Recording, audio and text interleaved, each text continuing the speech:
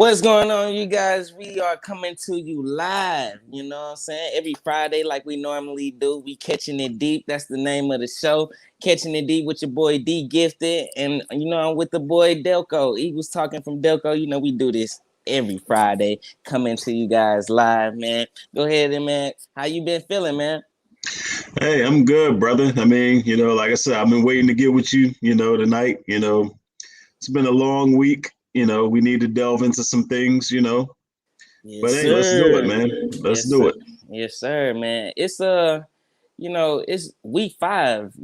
This NFL schedule has been definitely flying by real fast. And already going into week 5, we kind of still don't even know the identity of the team. We had week 1 against Atlanta Falcons where we was really, scoring and really moving the ball. Then you had week 2 where it was, a good game, but we missed on some opportunities. Then you had week 3 and with the you had week 3 against Dallas Cowboys where we got stumped. You know what I mean? Then you had the Kansas City Chiefs where we kind of went back to our original form that we had week 1, where we saw us really flying around, making plays and executing. You know what I mean? So with that being said, I still kind of don't even know exactly what we're gonna get. You know what I mean? I feel like we still figuring out the run game. You got Miles Sanders and Kenny still kind of figuring out things, seeing who is the bell cow. And I just want to get your opinion on that aspect of it. Like, how you feel about Miles Sanders carries kind of slipping because of Kenny Galladay. I said Kenny Galladay. Kenny Gainwell. All Yeah, right, I got Kenny a couple Gainwell. things. I got a couple things to say, but let me address that first. Um, you know what? This could be a thing, and I've heard this, on the sports talk radio. We listen to here at WIP. All the guys on there. Yeah. Ike Reese and John Marks, talking the same thing. This could be a situation where, listen, this regime had nothing to do with drafting Miles Sanders. It could be a situation where they like what Kenny Gainwell brings. Now, you have to go back Mm-hmm. to the preseason, when we were hearing all these reports in training camp that Miles wasn't catching the ball and, this is going wrong and that is going wrong. Well, I mean, this current regime, well, the coaches, I ain't going to say the whole regime, but the coaches, they have no allegiance to Miles Sanders. And maybe, it could be that Gainwell, could be the guy that they're going to look to. Now, I don't 100% agree with that because, Miles is our best running back, Yeah. but it's just I can't, make it work in my mind how he's gotten the little bit of carries that he's gotten over the Mm-hmm. last few weeks. But, that's really the only thing I could think of is that this coaching staff, they see something in Gainwell that they Yeah. like. And while Miles is, he has all the potential in the world, this could Mm-hmm. be a situation where, what, I think Nick Sirianni and the guys, we like our guy better. It could now, they won't never admit or say anything like that, but by their actions, I mean, this could be a changing of the guard, and a good comparison. They talked about Jordan Howard. You remember how Jordan Howard was the man in Chicago. All of a sudden, Tariq Cohen goes along, then it's bye-bye Jordan Howard. And it was the same exact thing, a change in coaching regime. Mm-hmm. And here he is, shipped to Philadelphia for next to nothing. So could we be Mm-hmm. seeing sort of a repeat with that? Only it's coming from our end where we're getting rid of a home run threat like Miles Sanders. It very well could be the case, brother. I mean, Hey. now it depends on what we see, the next few games. I mean, if they prefer, to game well as time goes on, and I think that answers all of our questions about how they see the running back position on our team. Yeah, they definitely downplaying how Miles Sanders carries have decreased. And you brought up a good point with Miles Sanders not necessarily being their guy. And I believe Miles Sanders is, I think, have a year or two left on his contract. So this could be, like you said, them kind of pushing him out of the way and create more room for Kenny. But I think Miles Sanders is obviously the better back, and with his limited carries that he's averaging, 5 yards a carry. So I'm not sold on the fact that Nick Sirianni even knows what he's doing with these running backs, because Kenny is not a better runner than Miles Sanders. You All right, but got let me jump in real quick. But this is the thing, and this is what, for a long time I didn't like pay attention to this type of stuff. But what we got to remember as fans, these coaches, they're with these guys every single day. They see that's their true. practice habits, how they work, with their, body language is, how they take to what's being taught as far as learning the offense. That's something that needs to be taken into account. Now, we as fans, we know what Miles Sanders is. We've Yeah. seen Miles Sanders, just out of nowhere, break for long runs and break one for a touchdown. But the bottom line is they know more about these players than we do. So that's why it's really important to keep into account, how these coaches really feel. Now, we could say, well, how can you, bench it, or you limit a guy like Miles Sanders for a guy like Kenny Gainwell? Well, it does seem crazy to us because we're not there. We don't see what goes on. But for sure, because you brought up a good point. These coaches, they see these guys all the time, and with them giving more opportunities to Kenny, I can kind of see that, because I seen a play, me watching the game last week, where they was trying to feed Sanders early, and he completely missed the hole. Like, I'm watching the game live, and I'm seeing the hole wide open on the right, and I'm sure he did too, because after the play, he slammed the ball in frustration. So I'm sure he saw that, but it was even pointed out after the game that he missed a few holes, and with them, like you said, probably seeing his practice habits and seeing Kenny is hungry. You know what I mean? And sometimes guys get comfortable. And Miles Sanders, he even in his press conference is even a little, not even holding his own ground when he talking about Kenny. He's admitting in these conferences that Kenny has the better hands. Kenny is this, Kenny is that. That's good that giving your teammate props and stuff, but that's ultimately going take away from his carries. You know what I mean? exactly, it's almost like it's an admission that, well, this rookie that they bought in, he's better at doing, the things that me being a third year pro that I should be better at. And this Yeah. is why I go back and say, I haven't heard the comment that you're talking about, but we're all going to see how Miles reacts to this, and this goes into a few other things. I know we're going to get into the defense, but I heard a report on the radio, and Bleeding Green Nation, which I read a lot.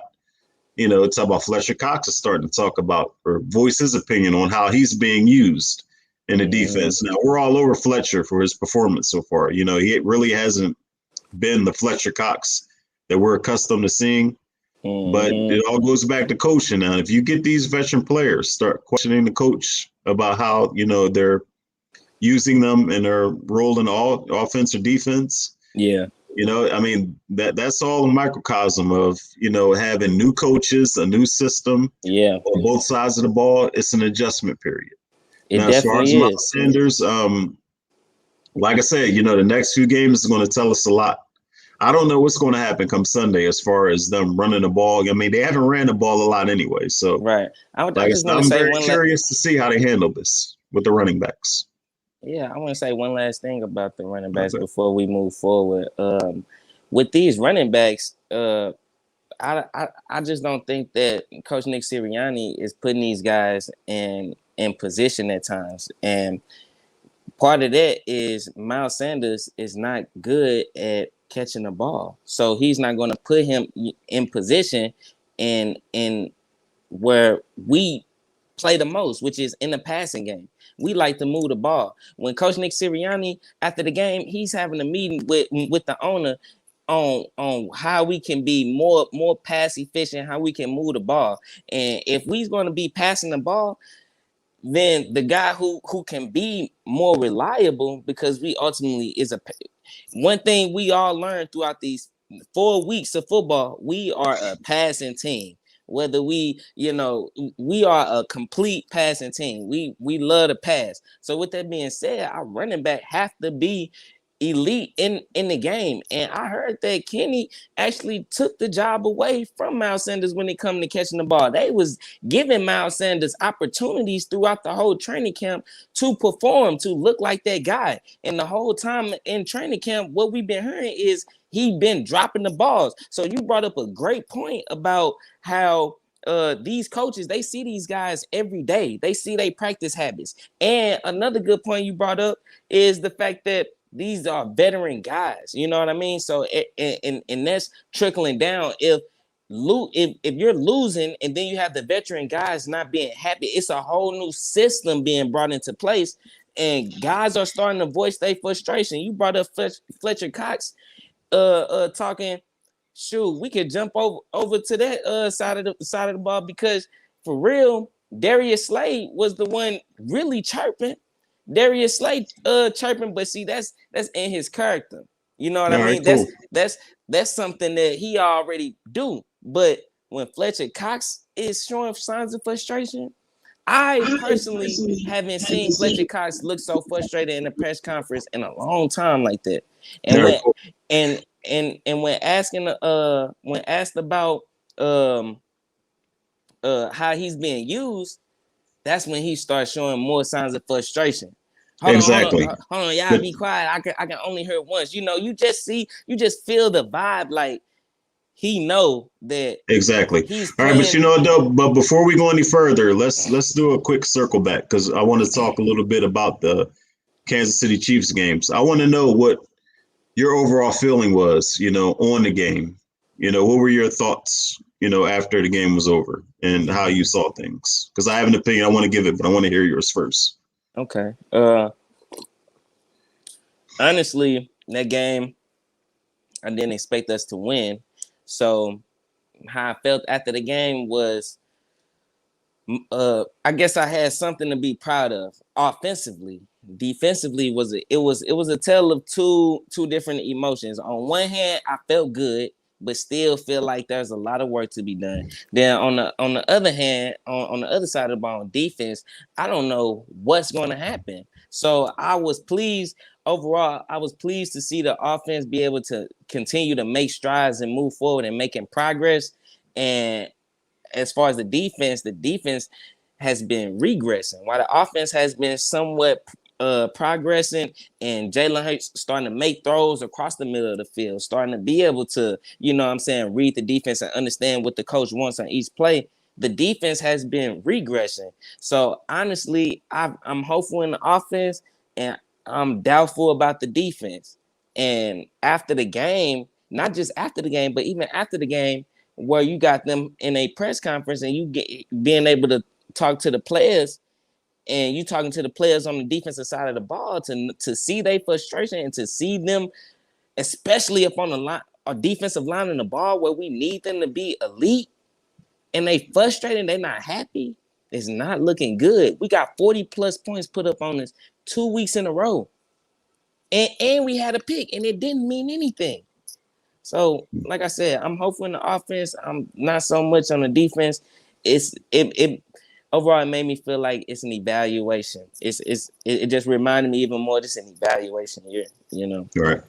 Exactly. So for me, I said this in the video that I made earlier this week. It's like I said, at the beginning of every season, we all, as Eagles fans, I'm pretty sure every, football fan or whatever team they choose to root for, we all have that kind of deep down hope that our team, like we kind of know like what our team is, or have an idea what it will be. But I'm just hoping, man, I hope we could just come out and just shock people. Yeah. And just be like this juggernaut that, everybody, that nobody expected to happen. Because it's potential. Exactly. But for me, it brought me back down to the reality of what the season was supposed to be. This is, no doubt about it, a transition year. This is a year where we're going to take a lot of bumps and bruises. And, the first, 4 games, I mean, I just think it's evident that, that is the process where I'm not going to get the dream season that I hope will come out of nowhere. I mean, that's just the actual factual. It's not going to happen that way. Now, watching that game Sunday, I was very, I was upset we lost because, I mean, I don't like losing winnable games. And to me, I don't know what everybody else feel. I believe the Kansas City game was a winnable game. That's 21 points, 3 touchdowns called back, 21 points taken off the board. All by self-inflicted, mistakes. Now, I would say the penalty on J.J. Arcega-Whiteside, I mean, that's like hit or miss. I mean, I'm not 100% agreement on that. Yeah. But the other two, the Dallas Goedert, which was a great play by Dallas Goedert, where he got his helmet ripped off, but Andre Dillard was down the field, further than he was supposed to be. These are things that are correctable. So I have a ton of hope for the offense. It's not like 2016 where, we got off to that 3-0 start, and that was clearly fool's gold. I knew it then, I mean, I think we all knew it. We have some talent on the offensive side of the football. And it shows, with the men down that we have on offensive line. Our offensive line, minus the penalties, have been great. I mean, that's just flat out. I mean, anybody who's watching our team that can't see that, don't know a lot about football. Minus the penalties, the offensive line has held up. Jack Driscoll, he came in and did a fabulous job against Chris Jones, the all-pro Chris Jones. Defensive, well, they did move him out to defensive end. Like, I don't know how much experience he has there, but Jack Driscoll shut Chris Jones down. Our young wide receivers, I see the progression. There's still things that need to be cleaned up, but I really like where this is going. This is pretty much what I hoped. I know it wasn't going to happen overnight where, everything was going to click, but I love the way our offense is coming together. I mean, you can see the progression. It is definitely there. I thought the offense, outside of, a few things, Jalen Hurts, he did miss Zach Ertz on that touchdown. Should have been 7-0. We had to settle for a field goal. Outside of a couple bad plays, I mean, that kid, played his heart out. I mean, and that gives me hope for what our offense could be. And as soon as the coach and the players get on the same page, and they really, like you've been saying this for weeks, about finding our identity on offense, to me, the sky's the limit. Now, the defense, I'm very disheartened because that's not what we're used to in Philadelphia. We're used to our Philadelphia defense being nowhere near as bad as what we've seen the last couple weeks. 40 plus points. Exactly. Where teams just run the ball at will. Now, I know Dallas is great. They have a great offensive line. Kansas City, they have been running the ball a little bit as of late because they've been so bad. But it's just we haven't forced the punt in 2 games.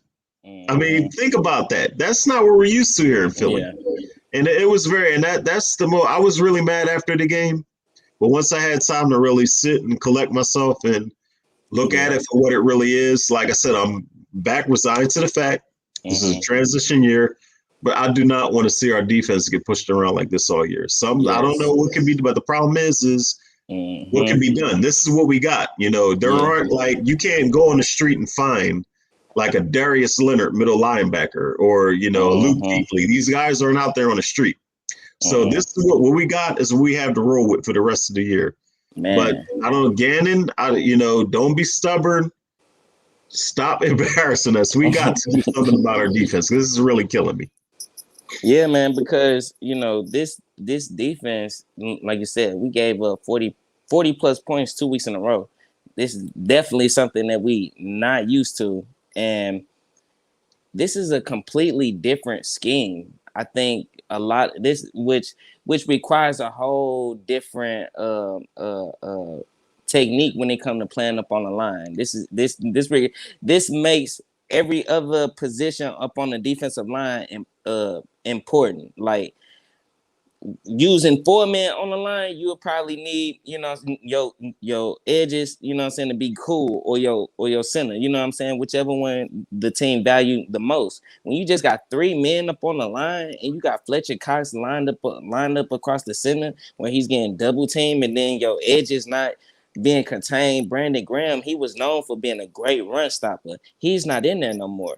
These are young guys in a whole. Everybody on this defense is in a whole different scheme.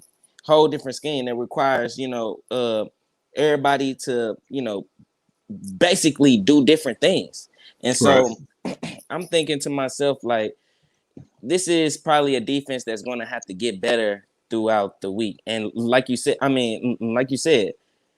the what we need on defense as far as the linebackers, we're not going to find these guys in the streets. So with that being said, we're going to have to draft these guys. We're going to have to sign somebody. But I can't blame them because I do have to remember our offense has been atrocious for years. That's why the attention haven't been, on the defense, because we haven't been able to have the players that we need to be able to keep up, with other teams. So we kind of lacked in that position. And hopefully in due time, as the season goes on, we not giving up 40 plus points, because that's gonna bring up a lot. The more we lose, the more frustrated, the more talking, the more everything. Everybody gonna be chirping.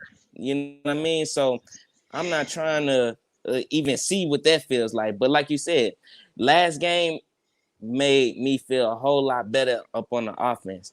Jalen Hurts, his progress that he's been making week in and week out. Now, to me, this is going into week 5. I haven't really seen him have a game that made me be like, oh no, he needs to, like, he's not our quarterback. Mm-hmm. Every week he's been making progress. Every week, now mind you, he's essentially a rookie. You know what I mean? So he's a rookie because he in his 8th start or 9th start, one of them. But this guy's consistently growing with every game. How you feel Absolutely. about his growth that he's been making from week 1 all the way up to this far? Well, like I said, it is very important for this franchise that this guy show that he can be our franchise quarterback. I mean, I do not want to go through another quarterback shuffle where we're waiting 1, 2, 3, 4 years to find out who our guy is going to be. Now, the first 4 games in total, there's been ups, there's been down. I do like the way he responded, coming off the Dallas game, because he played like crap in the Dallas game, but he took responsibility, which, we can all appreciate. And he came out and he showed he played much better. Like I said, there are things you can nitpick. There were bad throws, missed throws, but it was, I say a 70% improvement over what he looked like playing in Dallas. Yeah. That I can appreciate. I can appreciate, self accountability, and not only taking accountability for how bad he played, but to actually come out and do something about it.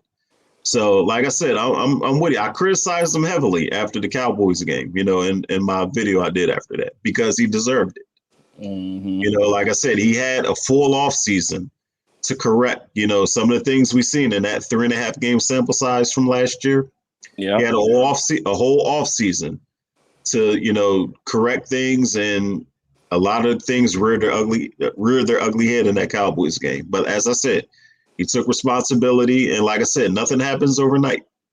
So, like, I'm still with the kid. This definitely gave me my confidence level, a little bit more higher, man. From when he played that Cowboys game. And I do understand that it's a process. Yes. But like I said, as a franchise, as a fan base, we really need him to step up and be that guy. So hopefully Carolina will be another stepping stone. Can we expect him to be perfect all the time? No, it's just unreasonable to expect a quarterback to be perfect. And Jalen Hurts, I will say, this is somewhat of a unique circumstance. He doesn't have the luxury of a Zach Wilson or, all these new guys. What's the kid down in over in Chicago? He wasn't even Justin drafted Fields. by this coaching staff. So. I mean, he's had to hear all summer long and all before about Deshaun Watson and maybe trading for Russell Wilson. And this is like his 1-year trial. It's not like he has a slate where he has a year or two to really, grow into the position. Yeah. So I do sympathize with him in that point. But the fact of the matter is, it is what it is. he's in the best possible position Was that a young good, quarterback can Brian. be in, that a franchise is give you an opportunity to start. And like I said, we need him to grab that mantle and hold it. That I'm hoping, like I said, I'm very encouraged by what I saw. I'm looking for more progression. You got to be perfect, but I wanted to see him get better and better. Consistency is what I'm looking for from Jalen Hurts. Every time I heard Jalen Hurts speak, he give me confidence. So to see his growth up on these games definitely give me even more confidence. And one of the things that got me excited about Jalen Hurts earlier this season is his leadership, the intangible things that a leader needs, and that is very important if you're going to be a quarterback, and not just any quarterback, a quarterback playing in the city of Philadelphia. You have to have a certain type of skin, a certain type of personality to be able to go through the ups and the downs. And he definitely, man, like that game against the Chiefs would confirm to me that when we need to move the ball, he can move the ball.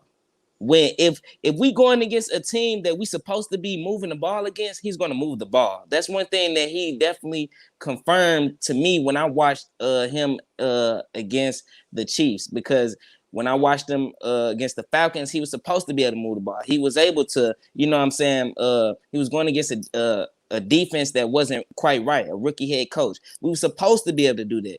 Going against the Chiefs, they known for getting yards. We did what we were supposed to do. Had hella yards that game. Put up 30 plus points. We did what we were supposed to do. Every time Jalen Hurts goes against a defense that he's supposed to, he has confirmed that he can do that.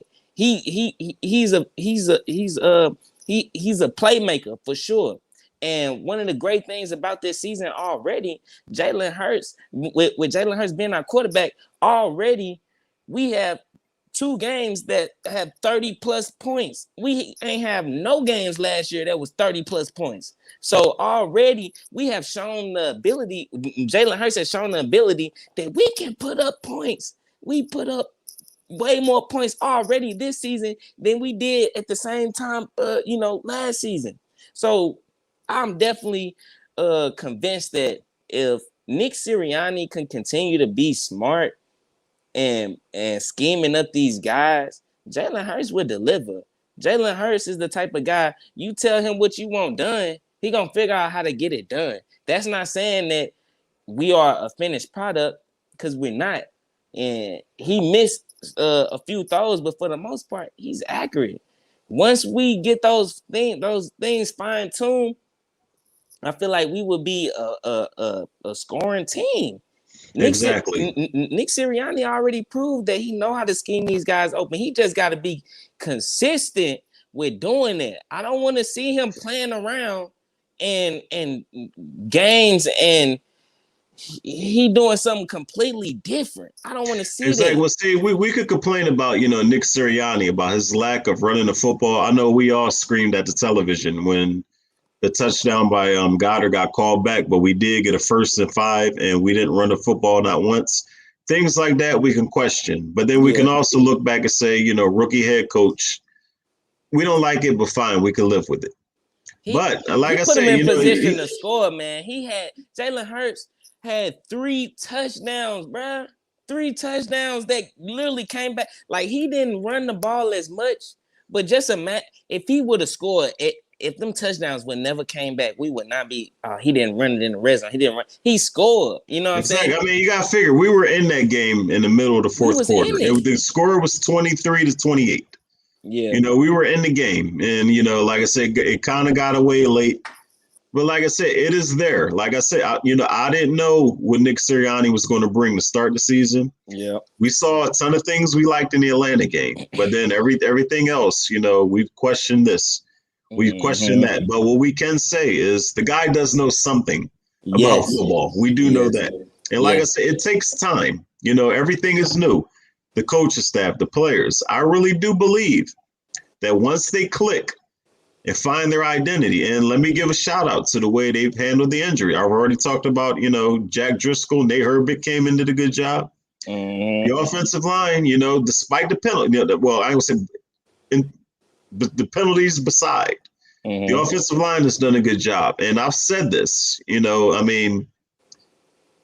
It's there. I mean, Yeah, there's definitely something there. I mentioned 2016 earlier. This isn't quite like 2016. This is a better team than what we had in 2016. Even though that was a year where we were just trying to see, okay, we have Carson. yeah, This is a year to see what do we have to do to improve for next year. yeah, That's what that was all about.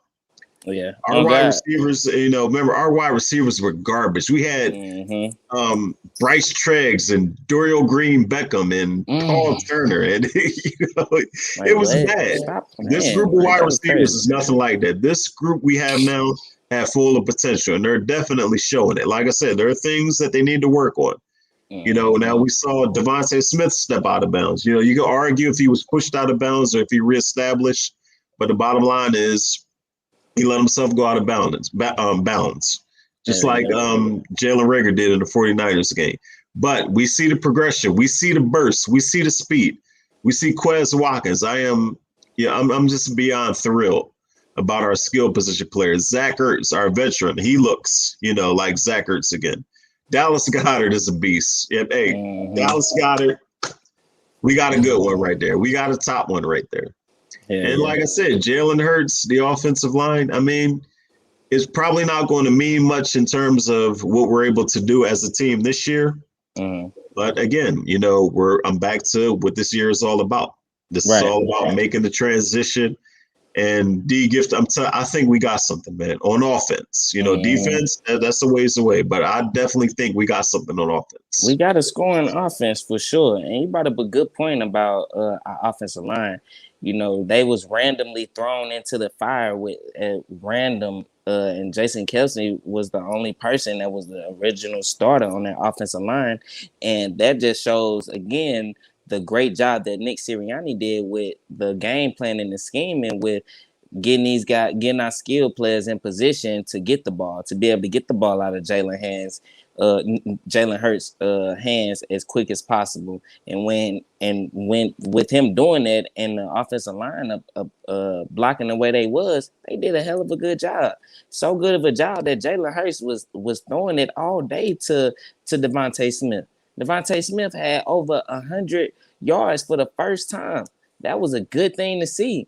And it was a few clips that was released with Devontae Smith route running ability, and when I seen him, I was just in awe. I couldn't believe the separation that he was creating. I mean, it's something that as Eagles fan haven't seen since Jeremy Maclin or Deshaun Jackson. The Chris route running is definitely worthwhile, and you add a great coach like Nick Sirianni being able to scheme up these guys and Jalen Hurts' ability. We got to get these. You brought up a great person, Quez Watkins. Devontae Smith had his game over first game over 100 yards. Before I get off in the Quez Watkins, I wanted to ask you, what was your reaction to seeing Devontae Smith and his performance with him getting his first 100-yard game? And I think as far as rookie wide receivers, he's like number one and number two as far as targets and receptions. Well, as far as Devontae, I mean, this is what we knew coming out of college. His exceptional route running. For whatever reason, I guess we just expected for him and Jalen Hurts to have this instant connection where everything was going to go right. Well, what we're seeing that it's taken them a few games to really, Yeah, really get on the same page they on a getting pro hot. level. But I'm not surprised about I think it's only going to get better. I mean, granted, everyone stays healthy. I believe that kid is only going to get better. And you know, the numbers are the numbers. I mean, Yeah, he could have had over 100 yards in the 49ers game or the Dallas game if a play here, a play there goes the way it's that's supposed true. to. That's true. So, like I said, I'm not concerned about Devontae Smith, not being what we need him to be. I think it Mm-hmm. was the right move to trade up with him. Thank you, Dallas Cowboys, for making that trade. Yeah. Like I said, there's nowhere to go but up. And Quez Watkins has been the most consistent. When they look to him to make a big play, he's made it. He goes and And we attack the that's our ball. diamond in the rough right there. He attacks the ball for sure. He goes up and he goes and get it. Now, but see, this is what Devontae Smith and Quez Watkins bring. This is what I want to be in Jalen Reagor. I mean, Jalen Exactly. Reagor, That's what I brother, we was gonna need jump you. Jalen, into. if you're watching this video by some chance, we need you, man. Because he definitely has. That kid is fast. I mean, he has Yeah, bursts. But what I think he needs to be fed, he has to be somewhat of a. Now, he's not mostly known as a high volume receiver, catch yeah. receiver, but maybe that's what we got to do. I mean, maybe to make him feel better and get him going.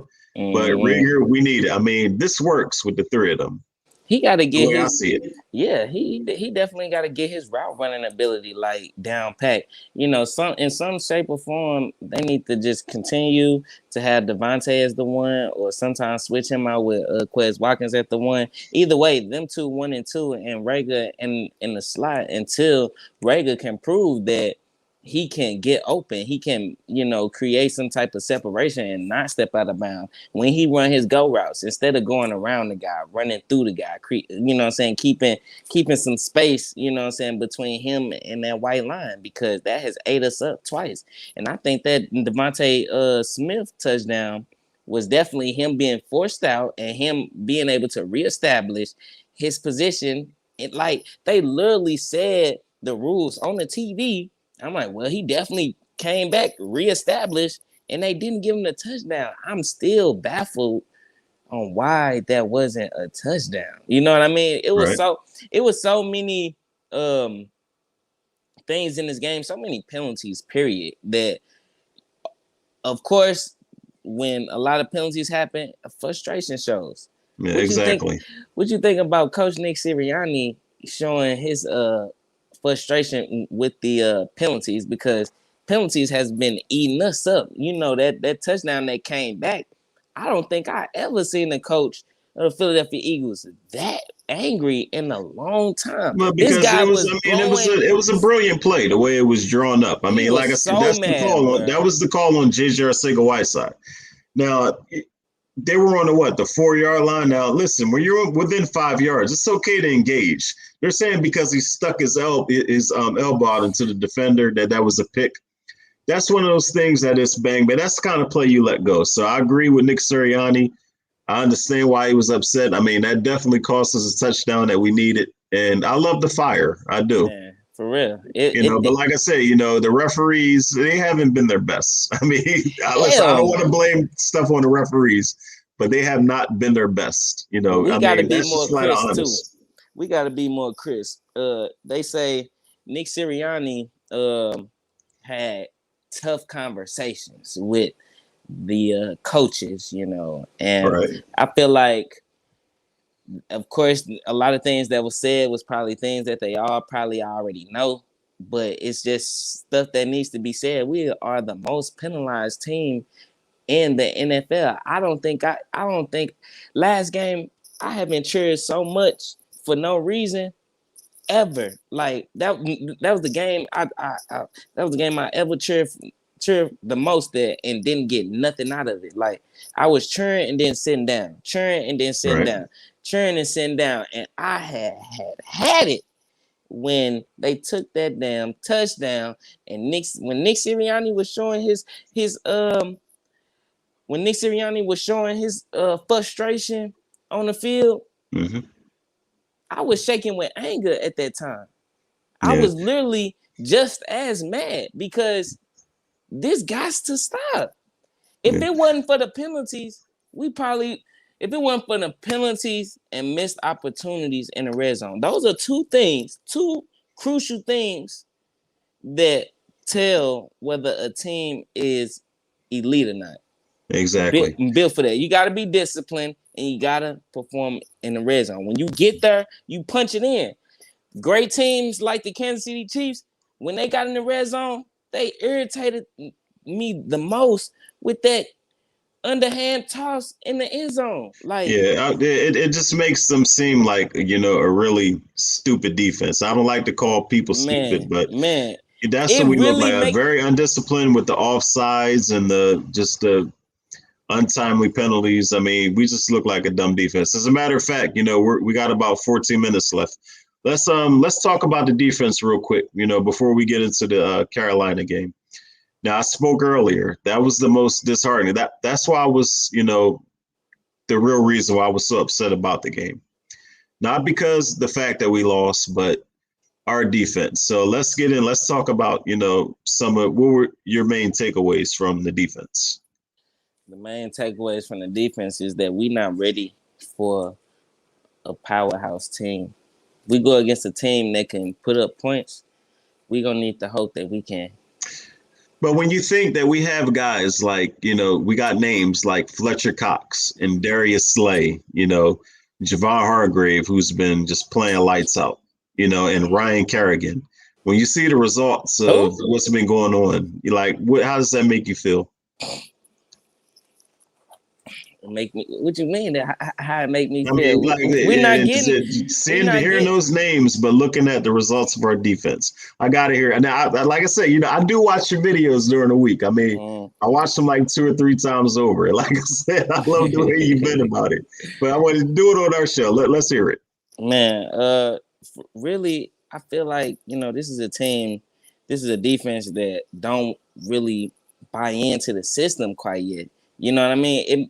It make me feel like, they not, I don't want to say they're not trying, but you got to think when teams constantly going down and they scoring constantly, drive after drive. The Kansas City Chiefs had 7 drives and 6 touchdowns.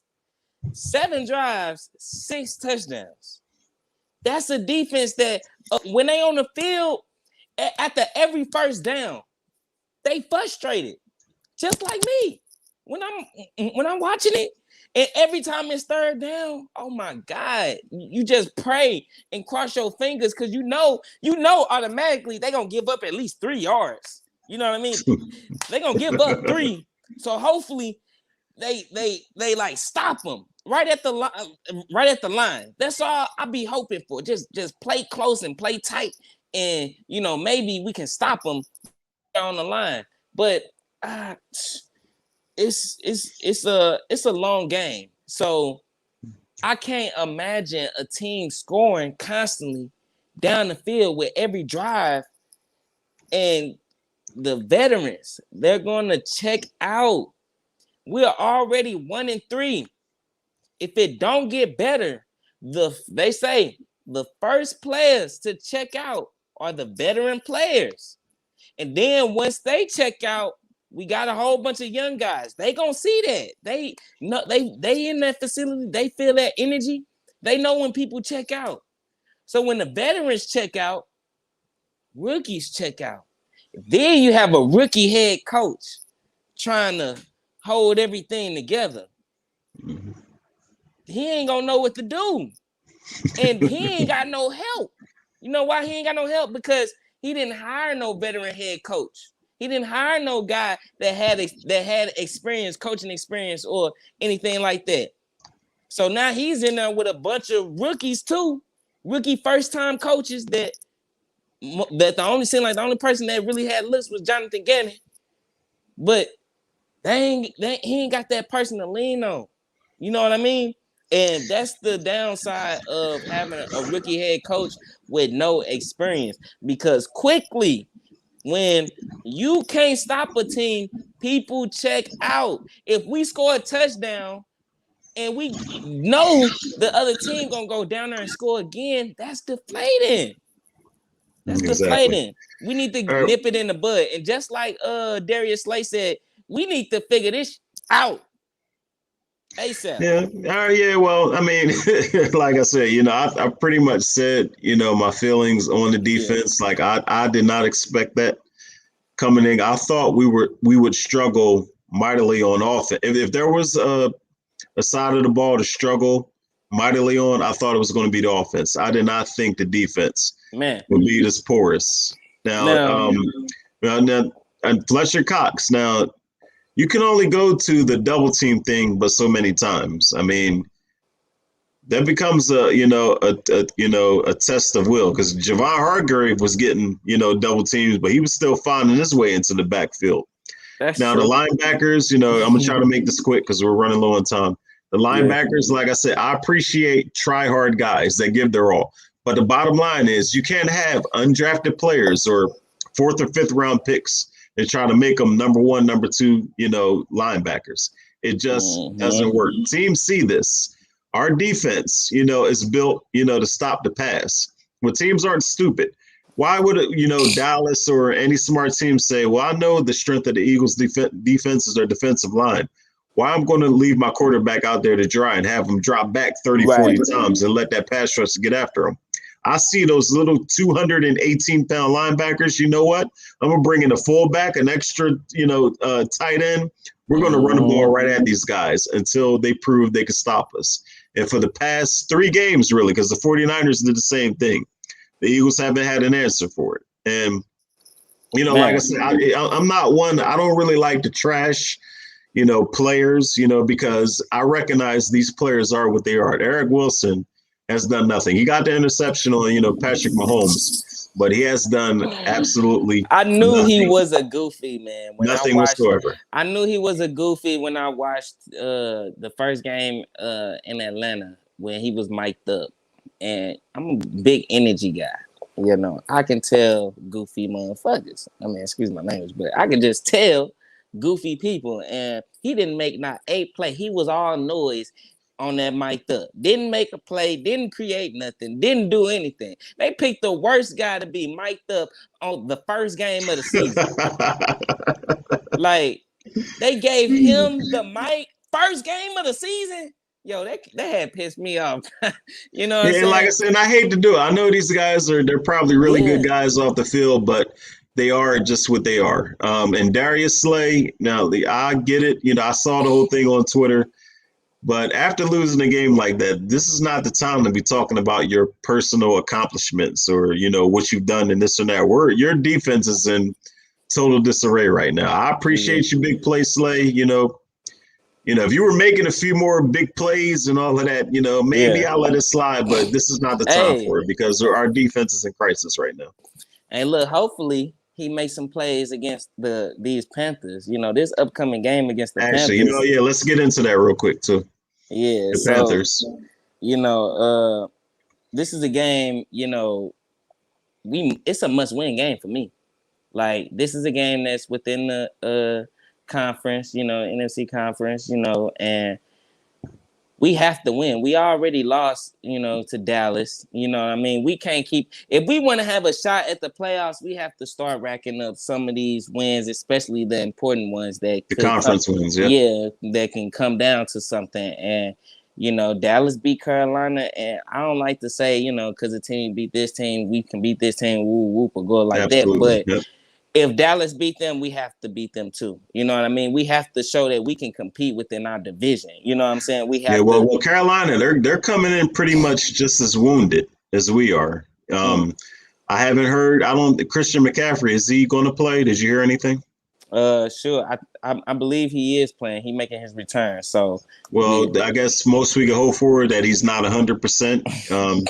Shaq Lawson, I think, won't be playing. We already know they just traded for Stephon. What's his name? Stephon Gilmore. He won't be in the game. I think this is a game, to be had.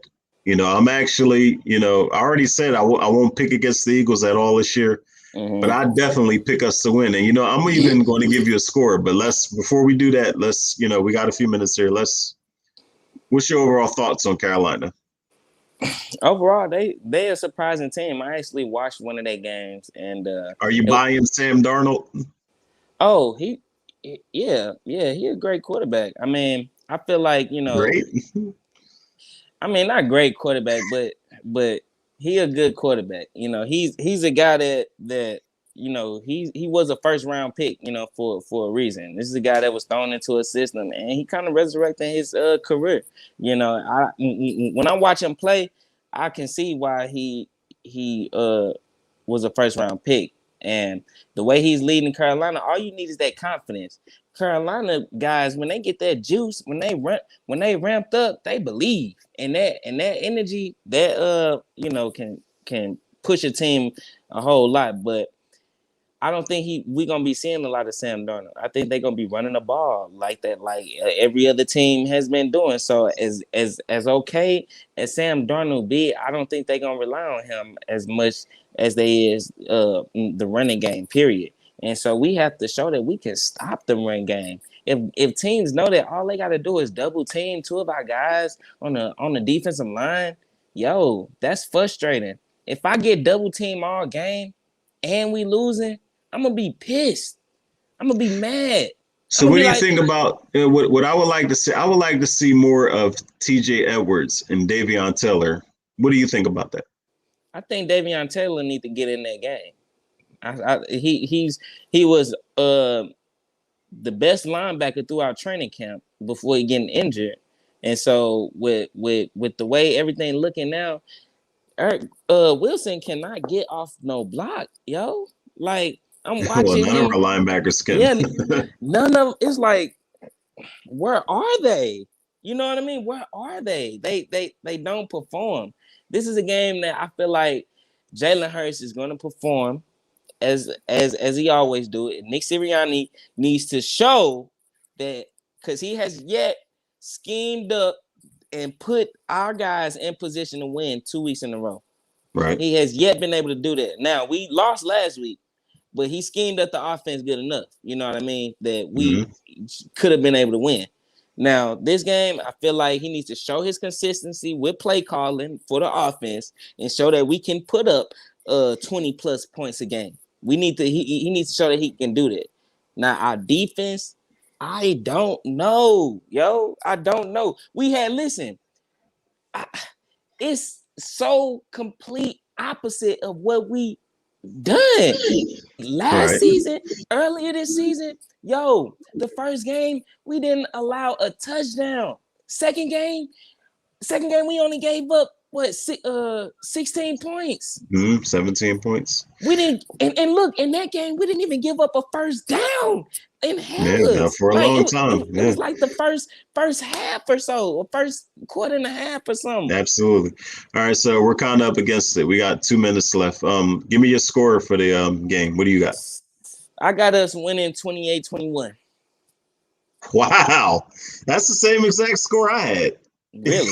Yeah. Us winning 28-21. It's going to be a sweat. I mean, it's Hell not going to yeah. be something where we're going to coast. It's something that's going to come down to the end, where I think we'll get control of the game, like around middle of the third quarter. But Carolina, they'll keep it interesting. But we're going to win that game. See, we kind of on the same page. So you might think in the same way I'm thinking. Hell yeah. Guys, sorry that, we have to, there's a really big show coming up on the Bird Gang Media Sports Talk Network. So please stay tuned. D Gifted, go ahead, do your shout out. Let them know where they can find you. Man, y'all know y'all can find me, D Gifted 314. I'm proud member of Bird Gang Sports Media. We're going to give it to you again next Friday. You know how we do it. And we going to be out of here. Peace and love. Absolutely. Peace.